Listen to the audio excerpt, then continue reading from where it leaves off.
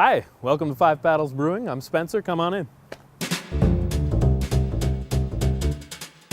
So this is Five Paddles, we're a nano. A nano brewery is essentially a slave labor camp. You don't make any money, it's a labor of love. The goal of all nano breweries is to not be a nano brewer anymore. We don't want to have two jobs for until we retire. We've started the Nano Brewers of Canada. Five Paddles started it, and it's any nano brewer. If you want to start a brewery, you're invited to join the Nano Brewers of Canada. We're here to help.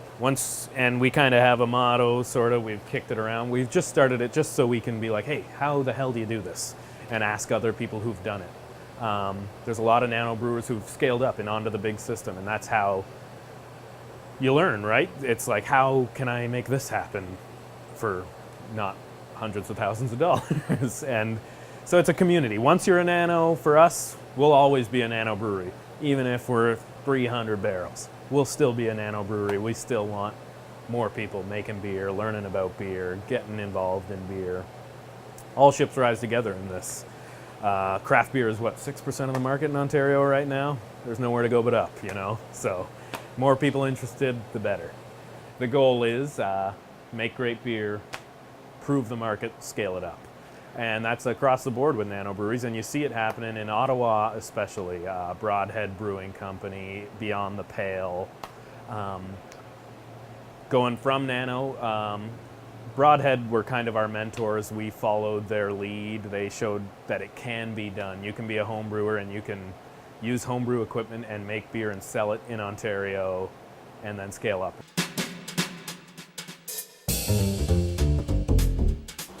Everything we've gotten in the brewery here, everything you're going to see here is either built by us or got secondhand from Kijiji. We have one of our guys, Mike, one of the Five Paddles, is the Kijiji Whisperer. He is unbelievable. Our taps are built by us. This is a sauce-making paddle that Ed has converted into tap handles. Ed is our mechanic / Five Paddle, and he can make it something from A to B very easily. It's awesome. Moving forward, this is our fridge. You can see it's powered, not like any other fridge. It uses an air conditioner. We use a thing called CoolBot, which makes your air conditioner able to make things cold. So we can get this down to about 2 degrees Celsius using just an air conditioner. We built it out of wood.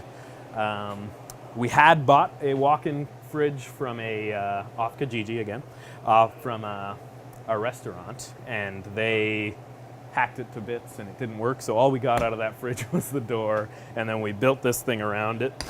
I'll show you, and this is where we carb our beers. So our beers get carbonated in here. We have 6 of these tanks. We don't have a proper bright tank like some of the big breweries. Again, being a nano, cobble it all together. You got to make it happen for under $1 million. And back here into the brew house, where, as you can see, we hang out.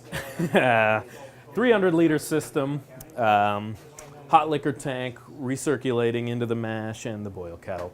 Our friend at Brewmaster Controls, Dustin, he's a home brewer turned, I don't know, he's a Renaissance man, turned pro brewer turned owner of Brewmaster Controls. We're kind of his first we're kind of pro customer, right? So we're his guinea pigs for working Brewmaster Controls. It's been awesome. He's awesome helping us out all along the process. This controls everything on the computer. Boom. Yeah, controls all our temps, controls our pumps. Very easy. Coming from a homebrew system where we all made beer in coolers and turkey fryers, and like my home brewery cost me probably $150 all in, and I've been making beer on that for 5 years, and this is scary for me. I've never used a pump before this, but not to make us sound amateur, we make pretty damn good beer. Yeah, so we all have varying levels of brewing experience. A few of us have brewed on professional systems in the past and work at breweries, and the rest of us are home brewers, and we think we make great beer and bring something new to the table. This is our fermentation room here, again, built by us, cobbled together. We hold the temperature using air conditioner here and an oil heater in here. So it's set up and controlled by Brewmaster Controls, and we keep it within 1 degree. Once we brew, we do all our brewing on a weekend, and then we get it to the nice fermenting temperature we like. Depends on what yeast we're using that week, see where we want it, what beers we're brewing, what we want to create. But we can lock it in. This is all, you can see in here, it's very built by us. Tin with tape and sealed up. It's all nice and keeps the beer fresh.